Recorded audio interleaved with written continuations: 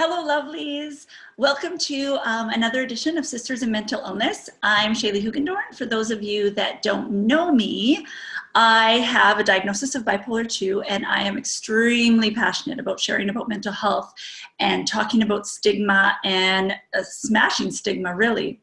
And I'm really excited today because I have Jessica here from Mint and Birch. I met Jessica several years ago at a friend's baby blessing way, and just in passing, but I have been following her ever since. And I'm so excited for you to hear about all the wisdom that she's been sharing. She is vulnerable and writes beautifully and is using her platform to do amazing things. So Jessica, what I know of her is she is a mom of 4, and then she owns what I was talking about was Mint and Birch, and it's a line of jewelry, hand stamped jewelry that she does herself. And then I think you're the original one of the Forever Mama, right? Yeah. So she has this specific one that she does as well, and I'm wearing my necklace. It says belong. And the reason that I want her to come on here is because I've just been watching her share her platform to really connect with moms and connect with her business, with her stories. And when I was reading her website, I was like, oh, how should I introduce her? And those kinds of things. And I saw that she just said she wants to capture special moments and share stories through the jewelry. And I was like, we need to be friends. So this is Jessica. Jessica, tell us a little bit about, you were just kind of telling me the ages of your children. Yeah. So my oldest is 8, and then my third is 5.5, and then 3.5, and then 16.5 months. So they're all about 2 years apart. Wow. I come from a family of 4. It's a fun, wild and fun, right? Definitely. Right. Never a boring moment. Yeah. Well, when I was just introducing you, I was thinking about it. You were talking about on Mint and Birch, you were saying that you use the platform not just to sell your beautiful jewelry, making memories, but also as your creative journal. Yeah. And I was just so curious when I was looking through it all, when did you start experiencing mental health issues? Much younger than I realized. And I think that as I've had a lot of issues growing up. Long story short, I came from a home where my dad was abusive to my mom, and it was very complicated. I've struggled with OCD as a child, OCD tendencies as a child, anxiety and depression as a child, and an eating disorder, anorexia. Currently, I struggle with anxiety, sometimes depression, but more so the anxiety. The anxiety is a really hard one for me. So I would say, if I were to pinpoint an age where I could look back and say, hey, I had something going on that needed to be addressed, I would probably say about 5 years old. Wow. And that was, and I'm being very vulnerable here, and that was when my mom and my sister and I were in transition homes in East Van, and I went up to my mom and I showed her my head, and I had pulled out all my hair, and there was a 2-inch diameter bald spot on my head due to my OCD tendencies. Wow. Yeah. From anxiety. Mm-hmm. Yeah, I've heard of this trichotillomania, I think it's called. Yeah. I have a friend's daughter that does that. When I was younger, I used to do the picking. Yeah. Yeah. It was, as a child, it was hand washing. It was like picking out my hair, and I never knew what it was from. I just had this like compulsion to do it, and I really believe that it was because I had anxiety that wasn't addressed. Yeah. Wow. So when in your life, when did you know that you needed to get help? So for me, one of the warning signs that I am not doing well is when, and this is speaking as an adult, is when I go to bed at night and I think, oh my goodness, I made it through another day. And then in the morning, I'll think, oh God, here comes another day. And so when I start noticing those patterns, and I actually had that pattern going on when I was pregnant with Willow, but back then I wasn't really completely sure what was going on. I knew I had always known that I struggled with anxiety, but like when I started realizing that those patterns were like not going away, and I was losing weight, along with, recognizing that I've had an eating disorder, losing weight is a trigger for me. And so I think that's when it's like the pattern of I can't get out of bed, I'm feeling irritable, and quite simply, like, I'm just not enjoying day to day and the small moments like I want to. And a lot of it was fear. I knew I needed to get help because I was afraid every single day. Oh, yeah. Yeah, I hear you. When was the first time that you went and actually openly spoke to a doctor, or did you? Yeah, so I've always gone to counseling as a kid, and it was more so like play therapy. So like, I went when I was like 6 years old, and when you're six, there's like only so much you can understand, right?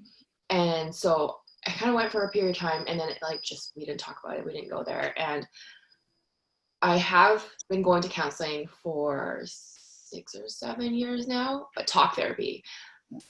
But I've been doing everything I can, and up until like 5 months ago when I started going on medication. And so I've always been like looking for help and seeking help and finding ways to support myself in my anxiety, being creative, seeing counselors. But like I felt like I needed the medication. It's hard for me to even verbalize it. I need the medication because there are things that are hardwired into my patterns, into my thought patterns from growing up the way I did, from trauma, that I need to be able to have my rational self be stronger than my anxious self. Yeah. And so I guess there's not really a specific point that I had asked for help, because I did ask for help when I had my eating disorder. And unfortunately, the situation was a little bit unfortunate in that my mom and I had, and this is one of the reasons that we were estranged, is my mom and I shared a counselor, and there ended up being a little bit of a conflict of interest. And so after that, I kind of like wrote all help off for several years. Oh, wow. Until 6 years ago when I started going to talk therapy, and I started really diving into realizing that I have developmental trauma, realizing that there was a lot of stuff that I haven't processed from when I was a child, and kind of realizing that like my current anxiety. So like I struggle a lot with being a hypochondriac. That's like one of the things that I struggle with. And that for me, the fears aren't exactly, they're not, the hypochondriac tendencies are a surface anxiety, and they are real anxieties, but there's so much more underneath that I didn't even realize was there. And so over the last 6 or 7 years, I've kind of been diving into that, and then finally at a point where I'm like, I don't think I can do it with just talk therapy, and it's okay to go on medication, because if it's going to help me develop an inner voice where I can actually empathize with myself and be compassionate to myself, then that's what needs to be done, because I deserve that, and we all deserve that. Yes, I love that. You deserve that. I say all the time for when people ask me or talk about it, I actually, on my medication, I feel more like myself than I do when I'm not on it, because I can actually hear my rational thoughts. I can hear my true self over the noise. The noise was always, it was too loud. And so I was always trying to balance both of them. Yeah. For the hypochondria, did I say it right? Yeah. It sounded fancy in my head for a minute. When you do that, walk me through what that looks like, because what I'm noticing talking about mental health is that because some of it overlaps, like everyone experiences anxiety, so then they think they understand someone with an anxiety disorder. Everybody worries a little bit about getting sick, so then therefore they think they understand it. But could you talk me through how it's different? I'd love people to understand that it's not just, worrying about washing your hands. Like, how does that work for you? I've actually never really opened up like publicly about this before, so it's a little bit scary. I'm a little nervous, but for me, and this has been like a lot of diving in. So when I think about hypochondriac, this is an image that comes up in my head. So I envision my adult self on a train, and I look out the door and I see my inner child reaching out, come get me, because I haven't gone back to go get her yet, because I haven't processed the trauma with her yet. She's seen a lot of things that she hasn't, and felt a lot of things that she hasn't processed yet. And so in this metaphor, myself as an adult self is like reaching out and, well, contemplating, do I reach out to her? Do I just ignore her and continue to live on my adult life? Have kids, buy a house, make money, feed myself, go grocery shopping, and have driver's license, all the adulting things. But this little girl knows that she's left alone, and that she knows that she's not going to survive alone. And so I think my hypochondria kind of like stems from the fact that like my inner child is like, no, you can't die yet, because you still have to come get me. We need to be whole.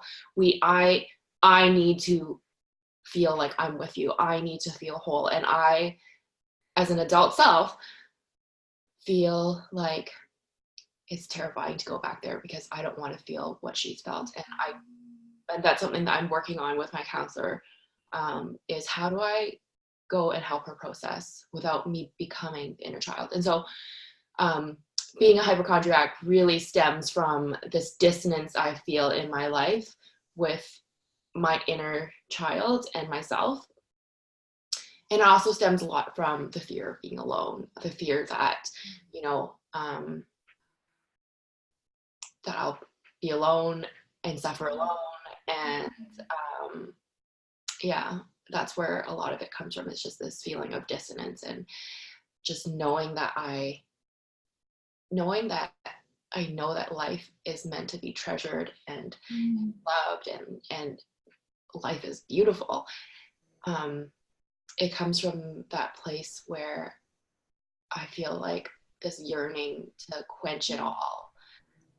And so it's not necessarily a bad thing. It's just my anxiety and my desire for life are kind of like meeting together. So yeah. Wow, that image, and saying you can't die yet, you have to come get me, it just hit me. I was like, wow, that's so powerful.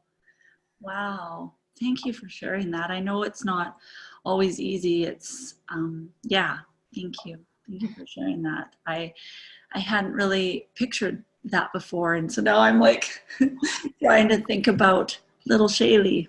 I'm gonna have to think about that. Yeah, wow. Did you find that once you had children that it brought more of your anxiety up and become aware? Absolutely. Honestly, my anxiety, like I can probably say that once I had kids, like it like went like 100 times, like more obvious. And I think that for me, this is because, as I kind of touched on this earlier, that I became a mom, and then I gave like all this like motherly warm love to my kids, and I'm like, wait a minute, like I need that too. And so like the absence of that really triggered my anxiety, because it made me feel really alone. It made me feel like maybe I wasn't worthy of that love, and made me kind of like wonder, well, why couldn't my mom give that to me? And I did try to reach out to my mom, and I've kind of like grieved her already, but like I kind of also like forgive her for the way that things have happened, because she also carries a lot of stigma for mental health that had prevented her from getting me the help that I needed a long time ago. Wow. Yeah.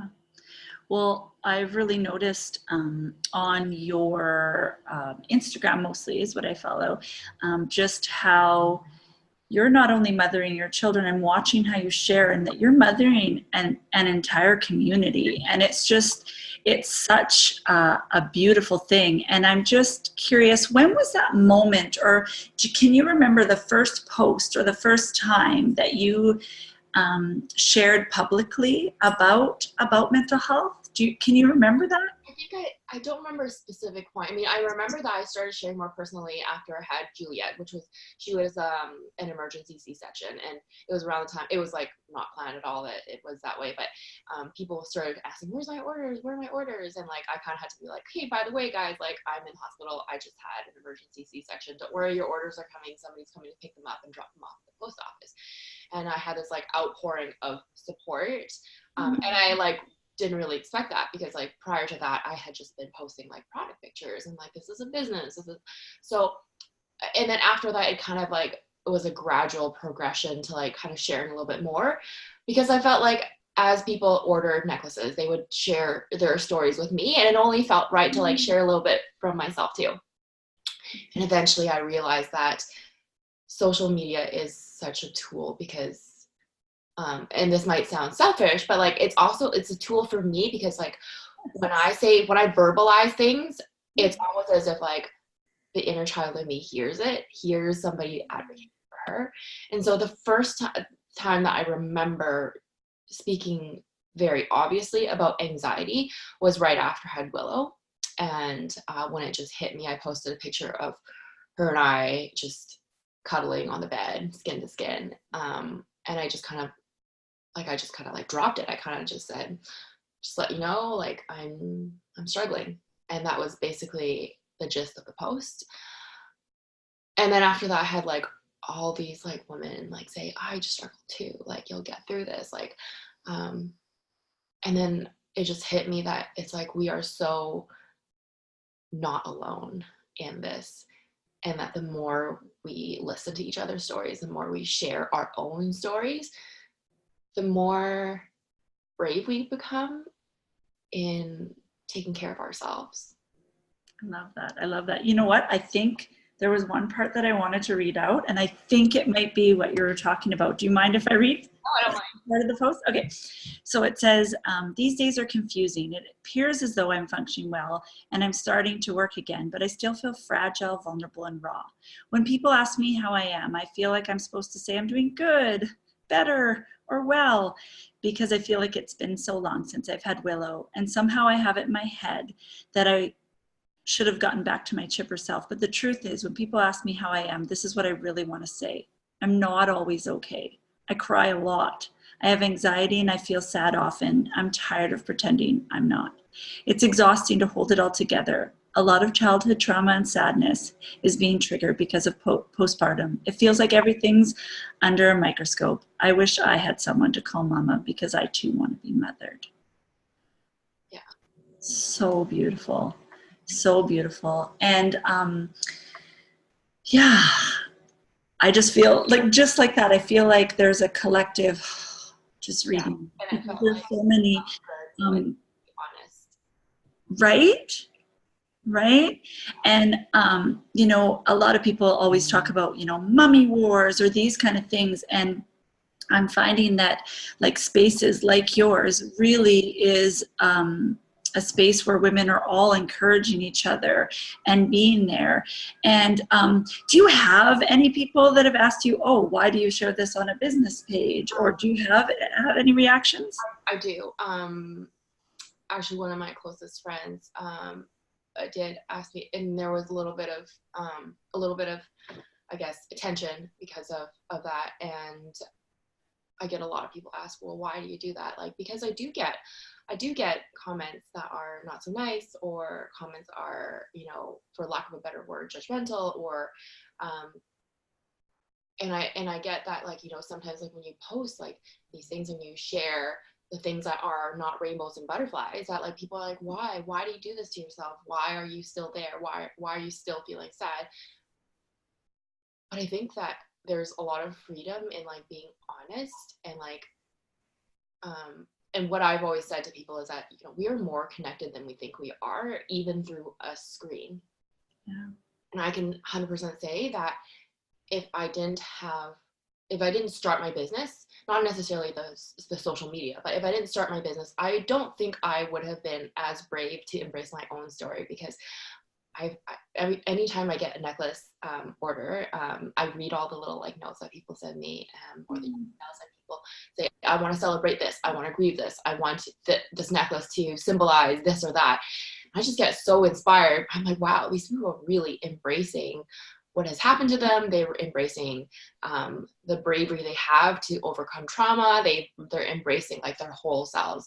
And it really, I used to be ashamed of my own past, ashamed of how I grew up and where I grew up and the family situation and things that I didn't have, but I wish I had. And I just didn't feel like a decent human being. I didn't feel like I was decent because I didn't have, you know, the typical, I mean, not that there is such a thing as a typical childhood, but reading those stories, and this was like probably just a few months into starting my business, reading all those stories just made me think, well, like maybe I should like think about like my own story, like, and celebrate it and recognize like how far I've come.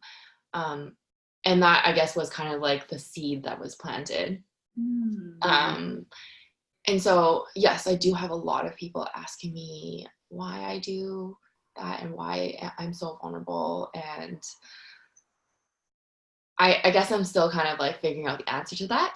But I think that right now, what sticks out to me right now is being on medication. I started about 5 or 6 months ago. Anyways, it was like very recently.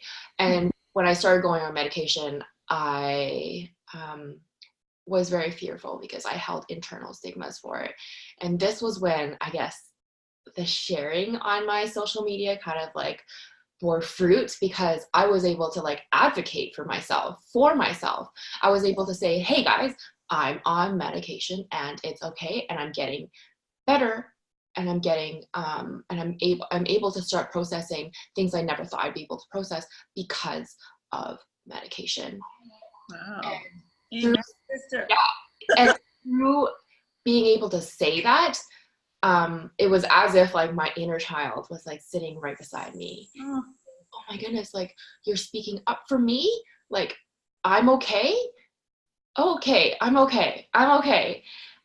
Because medication had been a conversation when I was little, in grade 9, and I saw a psychiatrist, and there was like a lot of red flags for me, but being a 14-year-old, I buffed my way out of it.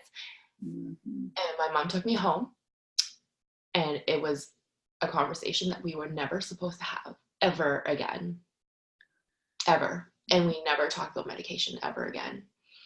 That was it. And that was like the nail in the coffin for medication. Like it was just a taboo.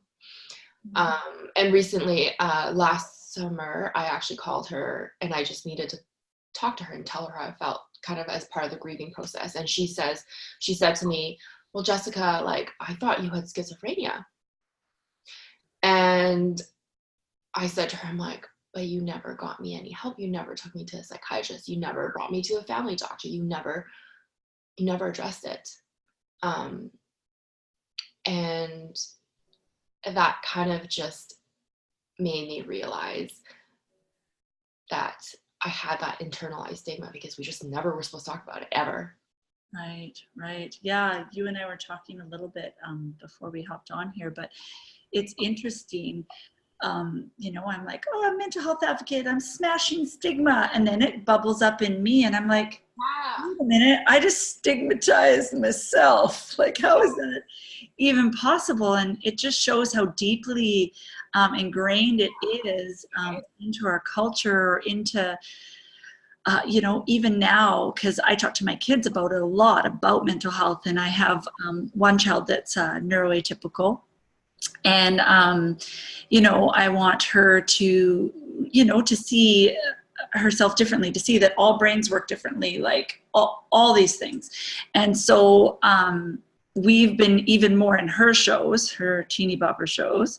And even when I'm watching my shows, I cannot believe, once you start noticing how terrible the mental health is treated in a lot of very popular TV, like it's always villainized, it's or completely made fun of. And I'm just yeah, how could we not stigmatize ourselves, right? And just the whole, even to this day, like I got my diagnosis in 2010, so I've been taking medication since then. And even now, some days I'm like, you know, oh, what's the matter with you? You need medication to be da da da da. And I'm like, where is that voice coming from? Yeah.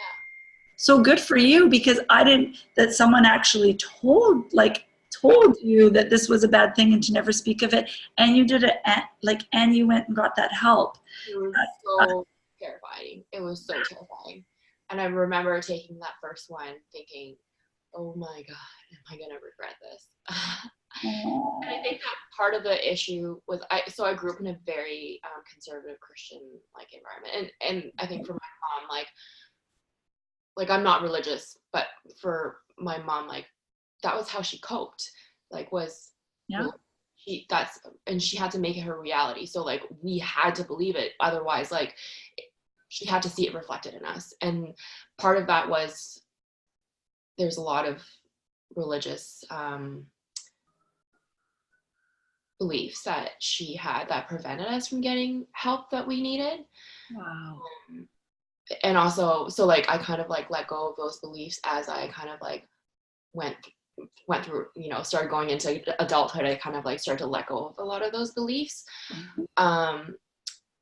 And yeah, it's just terrifying. I remember taking the first one thinking, oh my God, I'm going against everything I ever known. And it's still terrifying. It's still scary. But I have hope. And that is so worth the fear. Wow. Yeah. And you're just breaking the chains for future generations, for your kids. Mm-hmm. And that's so powerful.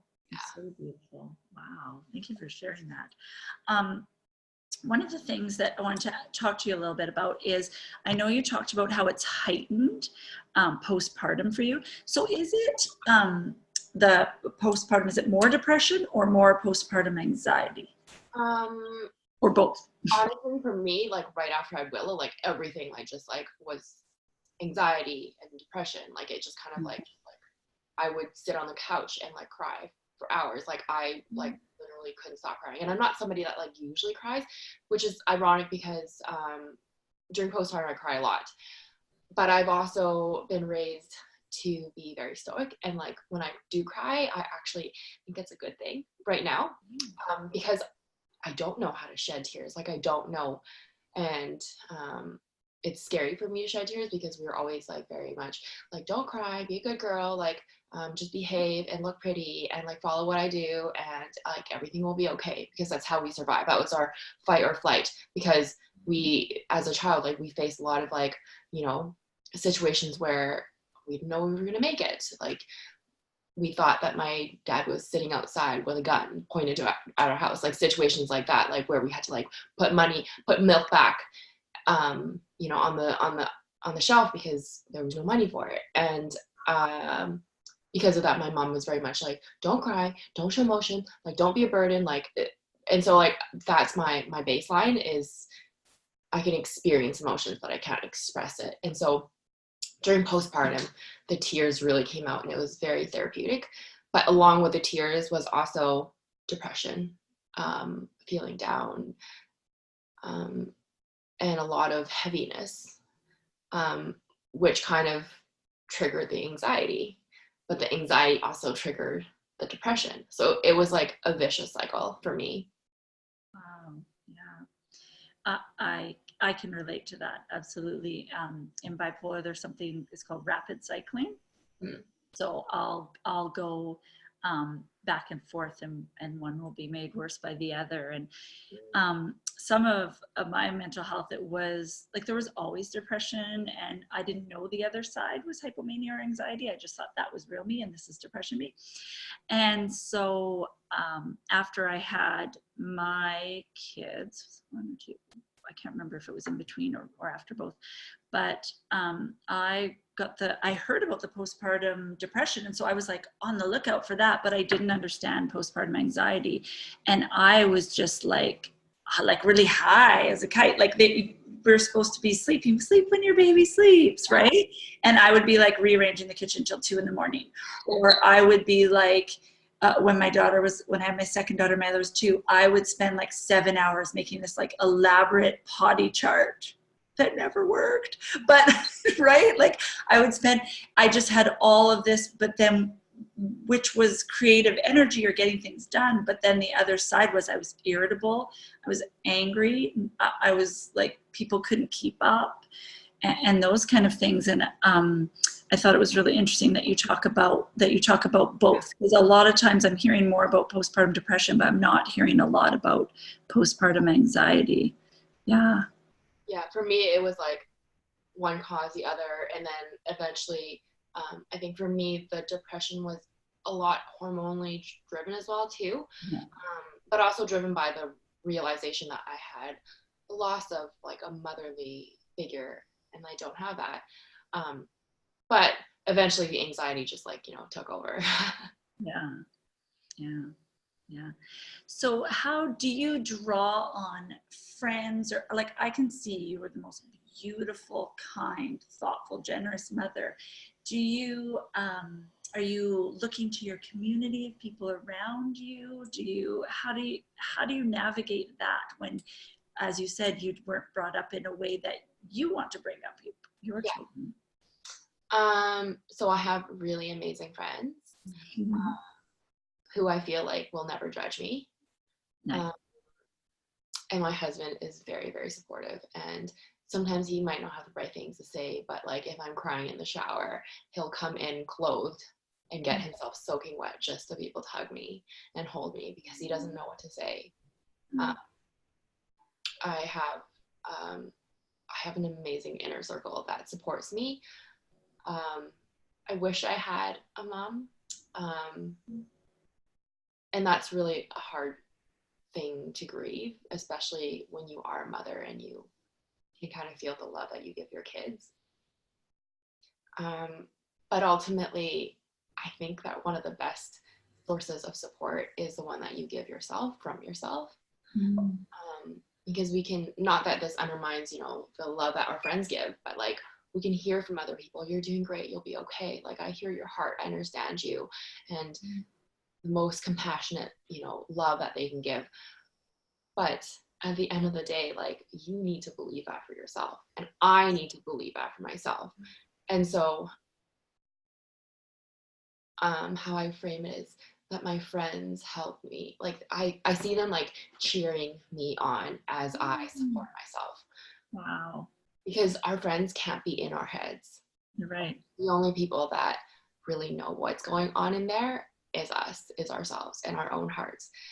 And for me, I have a tendency to like, when I feel like I'm down or anxious, or if I feel like I'm like ashamed of anything, like I'll reach my tentacles out and be like, everybody tell me I'm okay. Tell me I'm not this. Tell me like that I'm worthy. And like, not that I'm like, not in a needy way, but more of like a way it's like, please reassure me. Please reassure me. Yeah. And I've realized that I have a lack of tentacling inside, looking in. And I understand my heart. I know my heart. I hear my heart. It's good. It's inherently worthy. It's inherently beautiful. And it's even strange to verbalize this. And so I kind of look to my friends, and I have to be honest with my friends. I have to say, I really need you to cheer me on. And I say to my friends, like, I know that I need to affirm myself, and that's what really matters. And my amazing friends cheer me on to do that. I love what you said there. That really stuck out to me. You have to choose it for yourself, because I'm very similar. And there are years where I didn't choose it for myself. So I needed to hear it from everybody else, but I couldn't like take it and make it mine. And I know in therapy one time, she gave me kind of like a little tool where she said, like, think like a detective. And I use it with my kids. And at first when she was telling me, I'm like, yeah, okay, whatever. But she said, the question you're asking about yourself. So the story I'm telling myself is, okay, so, you're not worthy, or you're not enough, or you don't fit in. If you asked your husband, would he agree? If you asked your friends or, people in your circle, would they agree? Is there any other evidence to support this thought, right? And sometimes I can come up with that, but if I really look deep, usually the detective figures out that the thought isn't true. Yeah. So, and as silly as it sounded, and I remember leaving being like, I can't believe I paid money for this. It sticks with me and I still use it. And I also think about that as a detective, like, because lately, this last week, sometimes I think I'm doing better. And then last week, something threw me off. I think it was like a text or something threw me off. And I was trying to think like a detective. And one of the things that I kept telling myself is,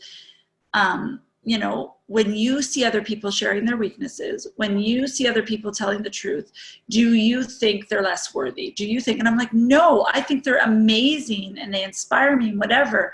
And then my little voice was, do you think maybe you could do that too? And I was like, because I wanted to like take everything. It was a bad week. I was like, take everything down off the internet. I am not a mental health advocate anymore. And it was just a really powerful thing. And it reminded me when you just said that you need to choose it for yourself. And yeah, because I think deep down, I think we know. It's just all up here, right? Or different synapses and different ways. Exactly. Yes. Yeah. And funny enough, like I actually went to school and I didn't finish my degree because I got pregnant. But I'm like one credit away, or like 4 credits or something silly like that. But I did my uncompleted undergrad in psychology. Oh, no way.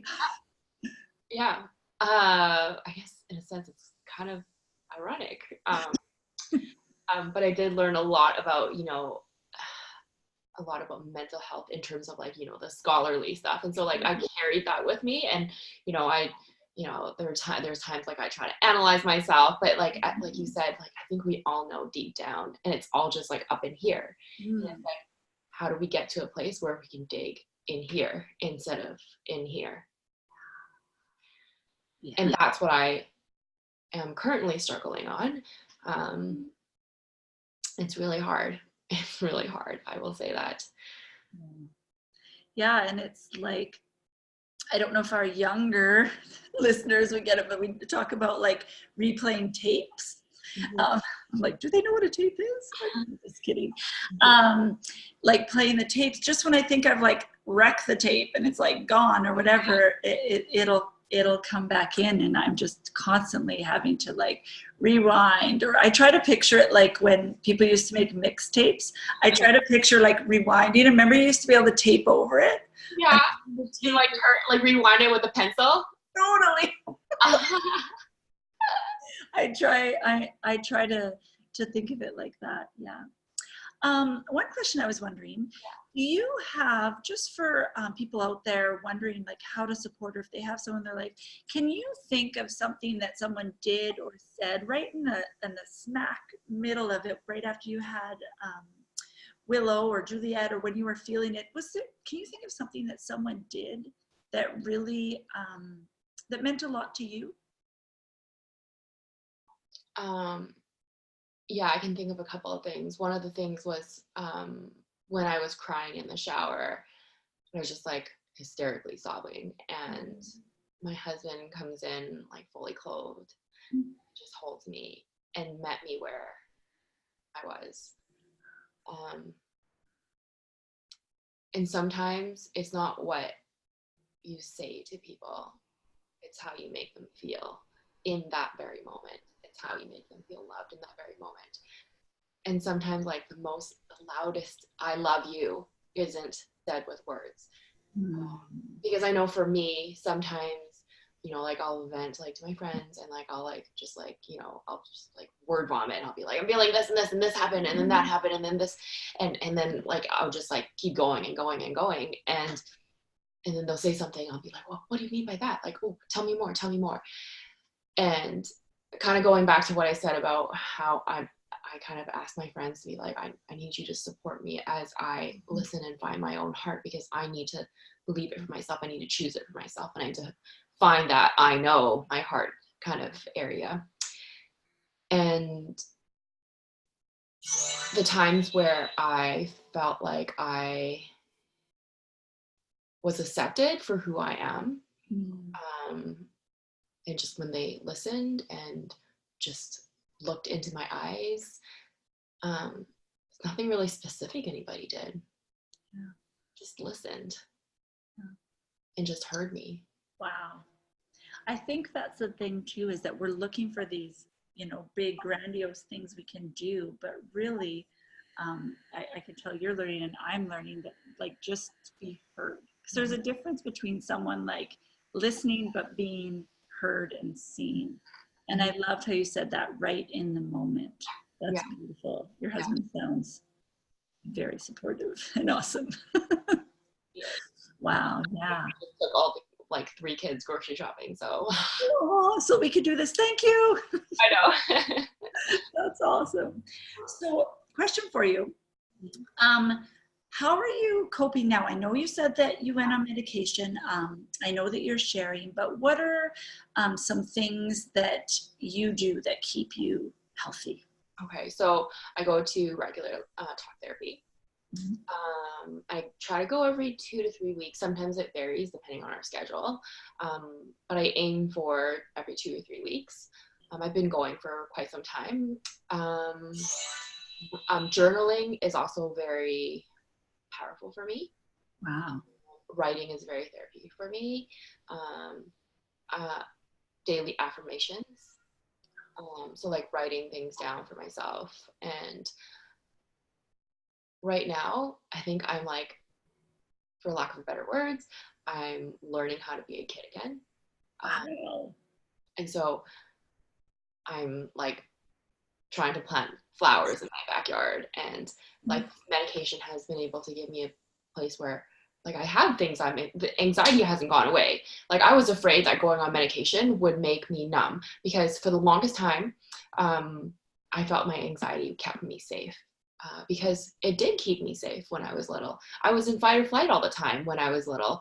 We had to be in fight or flight. It was like a life or death situation. Do I trust this person? Where do I go from here? Who am I supposed to trust? What do I do right now? And we were in constant fight or flight. And in that sense, my anxiety kept me very safe. It kept me alive, literally. And because of that, I was very afraid to go on medication, because I thought that if I didn't have anxiety, that I wouldn't be safe anymore. And now being on this medication, I'm able to feel anxiety and be safe, because my anxiety keeps me safe in a sense. And not in a really strange sense, accept my anxiety as okay, but being able to deal with it, being able to talk myself into a place where it's like, okay, you're anxious now, but that doesn't mean that you can't sit outside on the patio and enjoy the rest of the evening with the kids. That doesn't mean you can't look forward to tomorrow. So I do a lot of self-talk. I'm still figuring that out, like how to live this new, new stage of, learning about myself and hearing my own heart. Wow. Wow. Yeah, I love that you said that, being a kid again. I'm realizing that sometimes I get down about thinking, depression, anxiety, mental health, it stole so much joy from my past. And I get all caught up in that. And I'm like, but wait a minute, there's still joy, like, for it now, right? And kids are the best example to try and learn that. A couple of them here, so. Yeah, you got a couple, you're good. You can get some joy from them. But yeah, like just doing things, like I love watching them do things, and there's certain things I like doing, but I noticed like over the past couple of years, like I haven't, because they're older, like mine are 11, 13, I haven't like played with them, right? Like we've done board games where, like the other night we were just playing. We got this like small pool, like a little bit bigger than a baby pool, and just playing and splashing. And it was really cool, because being 11 and 13, they aren't like playing Barbies or doing that stuff anymore. But we met in a place of play, and I felt younger again. And I wasn't thinking all the time. We were just splashing. And I really love it. Pardon? Little Shavy came out to play. Yeah, right? She was a little wild, little Shaylee. We'll see how that goes. But yeah, I love that you said that. And I thought, you know, we talk about self-care a lot.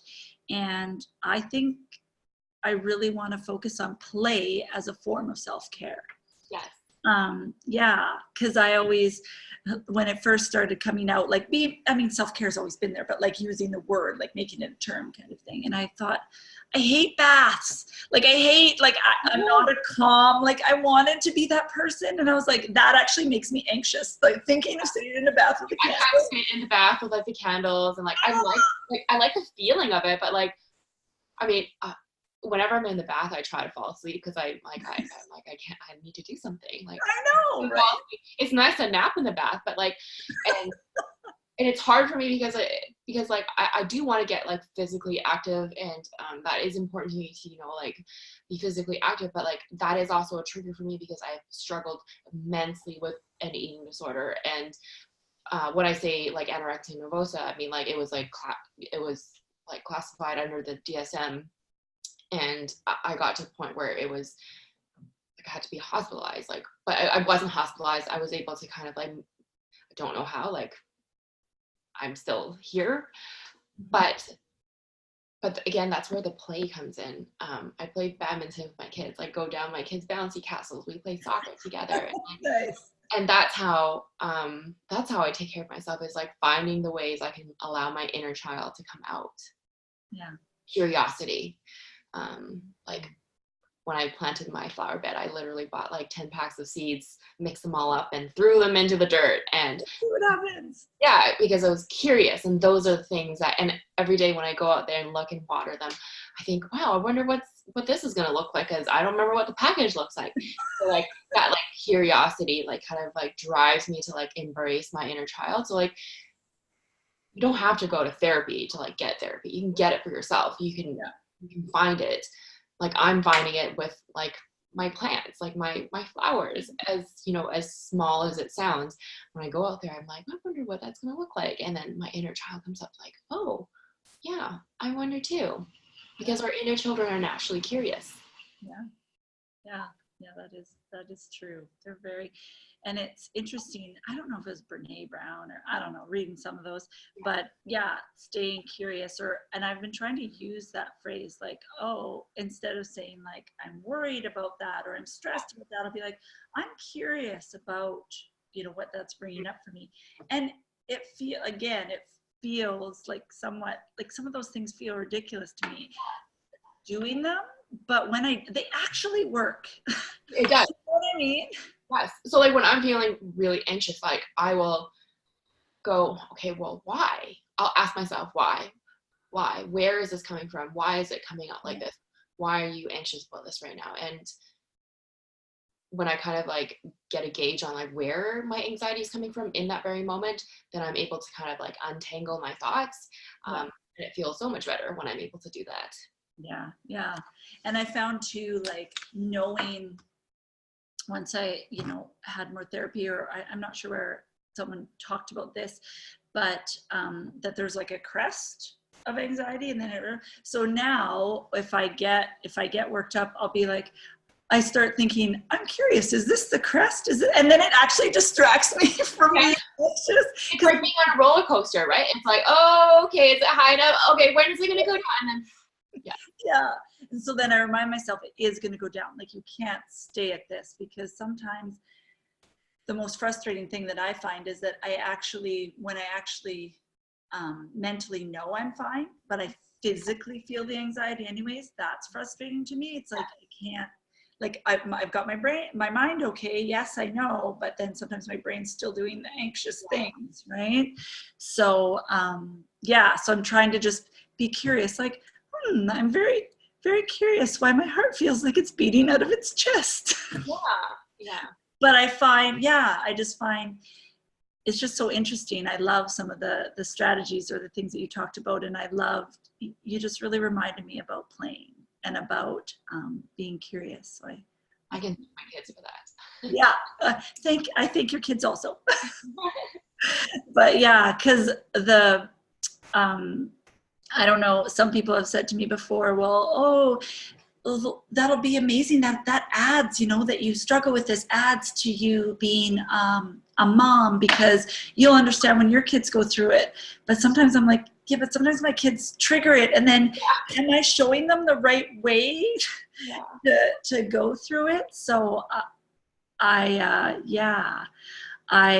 often wonder about that. Do you think about that? Do you plan, I know your kids are still quite young, but you plan on having conversations and being open? 100%. I allow my kids to see me cry. We have conversations about anxiety Nice. in front of them, like child appropriate, but like we don't really have much to hide with them, because I think that it's really powerful for them to see mama and papa feel down, but then, they talk about it, and then like they start feeling like themselves, and they start feeling like, they can enjoy the day. And I think that one of the things I'm working on personally right now is that I'm a bit of a planner. I like to plan things. I like to set alarms. I like to write lists, and I'm kind of type A, but not type A. But I'm always like, tomorrow I'm going to do this. In 2 hours, I'm going to do this. And I always like to plan. I always like look ahead, but like I often forget to be in the moment and enjoy like right now, like enjoying conversation with you, enjoying this cup of tea. And that's one of the things I'm trying to model for my kids. Wow. Because I want them to be able to be in the moment, even if they're feeling sad, or if they're feeling mad, or if they're feeling anxious or nervous or scared. I want them to be able to be still in the moment, because I know that for me, like I jump all over the place. I like jump into the past. What did I say the wrong thing? Did I do the wrong thing? Did I make the right decision? I also jump into the future. What if this happens? What if I say the wrong thing? What if? And I forget to be right here. Yeah. And that is where a lot of my anxiety comes from. The past, the future, but the present, I don't know how to be there, and I'm still learning on that. I am with you. That is exactly what I'm trying to do too. I just wonder, sometimes I think, oh, I guess I'll actually realize about this moment when I start thinking about the past later. It's like, no, be in this moment, like right now. Yeah, I'm with you. I'm with you on working. It's hard work. It's really hard. Well, I just want to thank you so much for being here with me today, and trusting me with your story, and just being so open. And I know I hit like a lot and I don't comment a ton, but I'm reading everything that you're reading. And I know that you are, changing lives and comforting hearts. And I love the way that you're using it, not just as a private thing, that it is your business page, because it's all of you. Yeah. And I'm proud to wear my necklace knowing that someone as, amazing and strong and wonderful made it for me. And so I'm going to attach all of Jessica's handles, and you need to go follow her and listen to her. And yeah. Oh, and one post you need to specifically look about that I almost forgot to talk about, but just recently, I just need to tell you how amazing and freeing the post was that you wrote about, where you made a necklace of your stretch marks. Oh yeah. Friend. That was very therapeutic to write, to like draw. Wow. That was amazing. And then you put the picture, and then there was I was like, wow, like how powerful is that? Yeah, that you did that. Do you wear it? Yeah, I do. That's so amazing. Yeah. I will, you guys need to go check her out, and you need to read that post. And if you're anyone like me that struggles with, body or anything like that, just the way Jessica's embracing all of her things is beautiful. You'll learn so much from her and be comforted by her. So thank you again for being here. And I'm so glad that now I can call you my friend. Aww. Thank you. Thanks, Jessica.